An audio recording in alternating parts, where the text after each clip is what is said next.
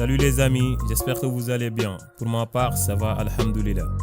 Aujourd'hui, dans cette toute nouvelle série de Qui était, nous allons nous intéresser à l'histoire de Soundiata Keita. Cependant, vous allez m'entendre beaucoup répéter le mot Solon, car l'histoire de Keita est très riche et il y a pas mal de récits ou des griots comme Nyan ou encore Wakami Soko qui la racontent parfois de manière diverse. Mais ne vous en faites pas, vous allez connaître réellement Soundiata Keita après avoir suivi cette vidéo. Mais avant, n'oubliez pas de vous abonner et d'activer la cloche de notification. Allez, allons-y.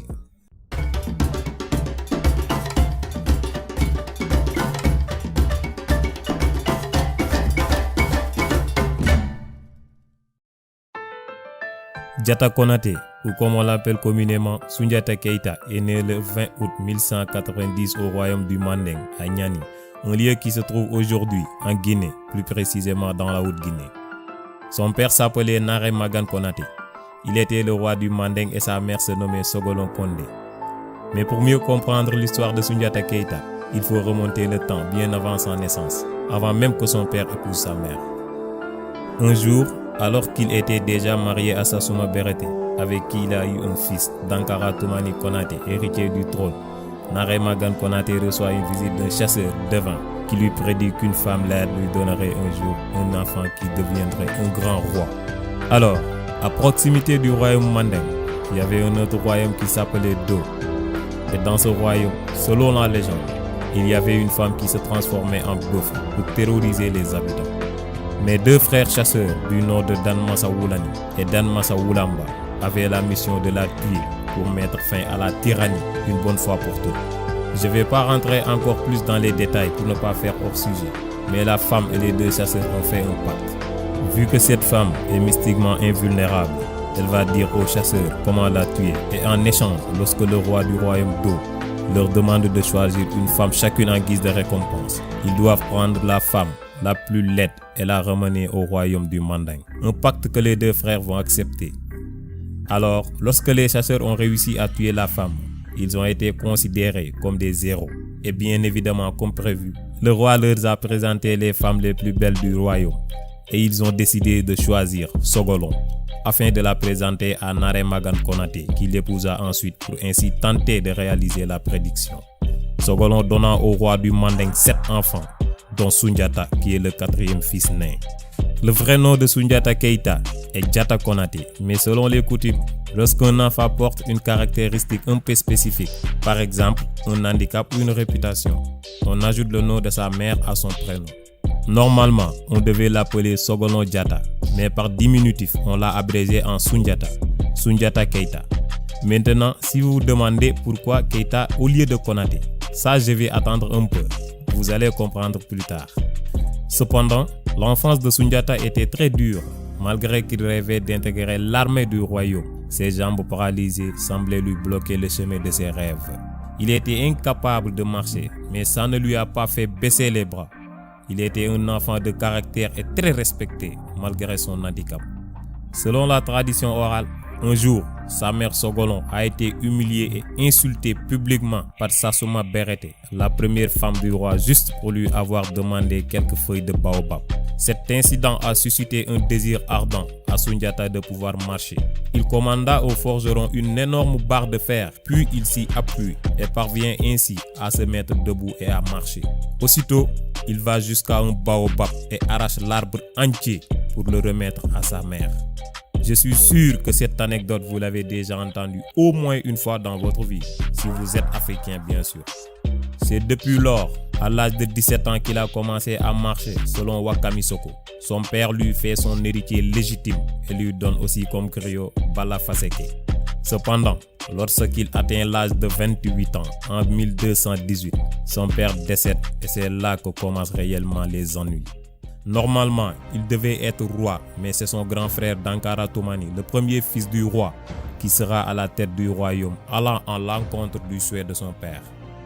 De ce fait, victime de mépris, Sogolon et toute sa famille, y compris Soundiata, s'exilent à Mema, auprès du roi Faran Tunkara, où ils ont eu un accueil durable et bienveillant.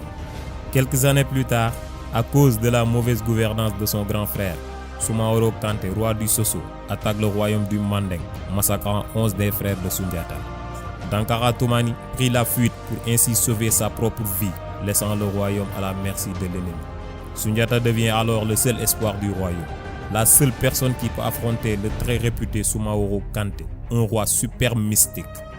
Les habitants commencèrent à réclamer le retour de leur héros, Sundiata, en lui demandant de prendre son héritage avec le mot Kienta, qui signifie « prends ton héritage », un mot qui deviendra par la suite Keita, d'où Sundiata Keita.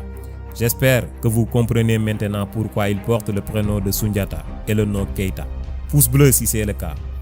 Alors le jeune prince devient rapidement très populaire auprès des Mandingues qui espèrent qu'il chassera un jour les envahisseurs du Soso.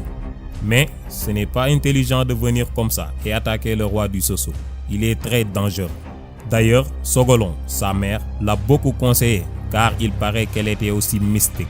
Sundiata joue alors la carte de la patience pendant un bon moment, jusqu'au jour où les Mandés se révoltèrent contre Soumaoro Kanté. Selon la tradition orale, il rassembla une armée composée de 10 000 cavaliers et de 100 000 fantassins et lance des attaques décisives sur le Soso. Avec l'aide de sa sœur Nana Triban, qui était épousée de force par Soumaoro Kanté, Sundiata Keita réussit à vaincre l'armée de Soumaoro en 1235 à la bataille de Kirina. Cette victoire a fait entrer Sundiata Keita dans l'histoire à jamais. C'était un moment à la fois joyeux et triste aussi, car sa mère qui l'a tant soutenu durant toute sa vie est morte juste avant la bataille. À l'âge de 45 ans, en 1235, il est proclamé Mansa, roi des rois, après avoir réuni tous les royaumes pour constituer l'Empire du Mali, un des plus grands empires d'Afrique s'étendant entre le Sahara, l'océan Atlantique et la boucle du Niger, soit sur les actuels pays comme Mali, Burkina Faso, Sénégal, Gambie, Guinée-Bissau, Guinée-Conakry, Mauritanie et la Côte d'Ivoire. Contrairement à beaucoup de monarques, Sundiata était très apprécié par son peuple. Son règne est connu pour être une époque de paix, de prospérité et de liberté, à la suite de la proclamation de la charte du Mandé, qui abolirait l'esclavage dans l'Empire, ce qui était une des premières déclarations des droits de l'homme de l'histoire de l'humanité. L'Empire regroupait aussi des populations issues de différentes ethnies, comme Malinké, Bambara, Wolof, Toucouleur, etc. Et pour créer l'harmonie entre ses habitants, il répartit la population en 30 clans, dont 16 clans d'hommes libres, 4 clans de griots, 5 clans maraboutiques et 5 clans d'artisans en instaurant le système de parenté à plaisanterie, une pratique sociale qui permet des membres d'une même famille, comme les cousins et éloignés, ou certains noms de famille comme Diop et Ndiaye, Gueye et Sek, certaines ethnies comme Toucouleur et Sérère, de se moquer ou lancer des blagues mutuellement, afin que tout le monde se sente à l'aise n'importe où. C'était un homme extraordinaire, tolérant et plein de sagesse.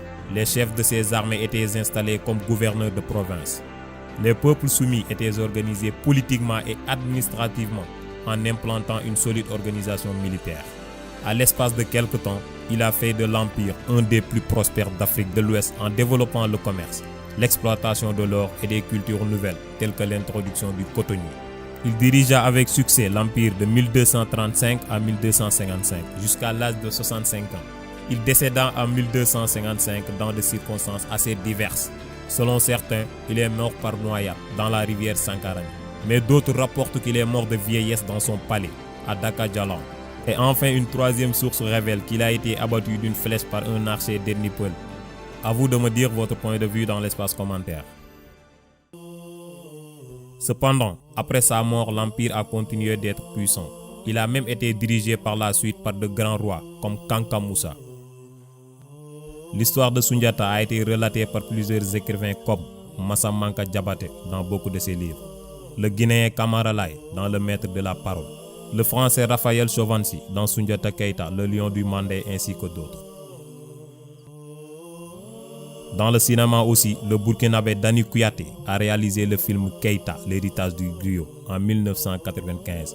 Puis en 2014, le studio d'animation ivoirien Africatoon sort un long métrage intitulé Sundiata Keita, le réveil du lion.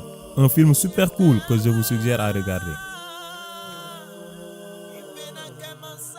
Bon, j'espère que cette vidéo vous a appris beaucoup de choses sur Sundiata Keita. N'hésitez pas de nous le faire savoir dans l'espace commentaire. N'oubliez pas aussi de liker la vidéo, c'est notre récompense. Abonnez-vous à la chaîne pour ne pas rater les autres vidéos qui vont venir. Allez, je vous donne rendez-vous à la prochaine. Ciao.